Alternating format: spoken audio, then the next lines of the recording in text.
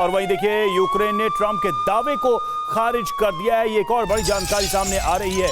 Kursk में यूक्रेनी सेना पर संकट नहीं, ये यूक्रेन की तरफ से कहा गया है, जिसका दावा ट्रंप ने किया। यूक्रेनी सेना के जनरल स्टाफ का यह दावा है यूक्रेन की सेना रूस पर बहुत भारी, यूक्रेनी सेना के रूस में भीषण हमले। तो कुर्स्क में हालात क्या हैं, इसको लेकर बयानों की बौछार है। क्या है स्थिति, समझने के लिए चलते हैं करुणा के पास। बिल्कुल, क्योंकि जो हालात नजर आ रहे हैं, कुर्स्क में बारूदी बवंडर नजर आ रहा है और अभी वहां पर क्या होने वाला है, बड़ा सवाल है। बड़ी बात क्या है, फटाफट, कुर्स्क में यूक्रेन ने सरेंडर से इंकार कर दिया है।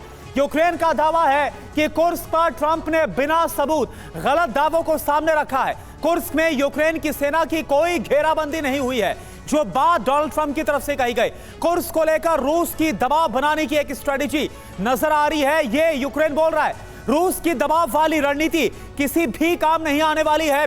कुर्स्क में यूक्रेन की सेना फिर से संगठित हो चुकी है। हमारी सेना पर किसी भी तरह का कोई भी खतरा नहीं है, ये तक यूक्रेन बोलता हुआ नजर आ रहा है। और ये किसने बोला? यूक्रेनी सेना जनरल स्टाफ की तरफ से ये जो बयान है वो सामने आया। जनरल मैस्टन सर, मेरा सवाल आपसे एक था, डोनाल्ड ट्रंप बोल रहे हैं कि यूक्रेनी जवान गिर गए कुर्स्क में, वहां पर रुक जाना चाहिए, यूक्रेन को पीछे हटना चाहिए, नहीं तो फिर मारे जाएंगे यूक्रेन जवान। लेकिन नकारता हुआ यूक्रेन नजर आ रहा है। हालात आपको किस तरफ बढ़ते हुए नजर आ रहे हैं? और देखिए, ये स्टेज वो है, सीज फायर से पहले नैरेटिव बिल्डिंग चल रही है।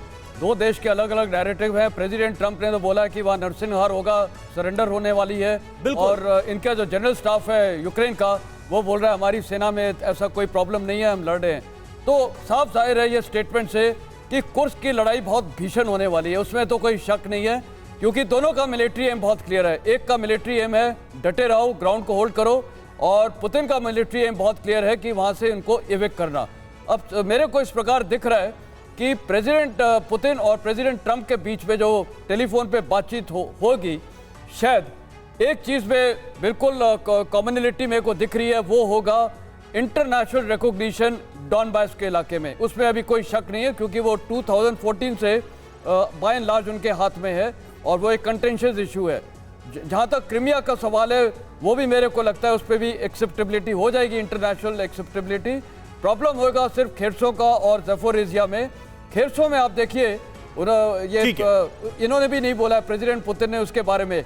और जहाँ तक अंतर्राष्ट्रीय सेना का सवाल है, देखिए सीज फायर तो होगी एक ना एक दिन, और उसमें शायद अंतर्राष्ट्रीय सेना को कुर्स्क को लेकर सर ये चीज तो बहुत क्लियर है कि रूस बहुत डेस्परेट है कि जल्दी से जल्दी उसको फ्री करा लिया जाए, ताकि युद्ध में उसकी जो पोजीशन है और कंसोलिडेट हो।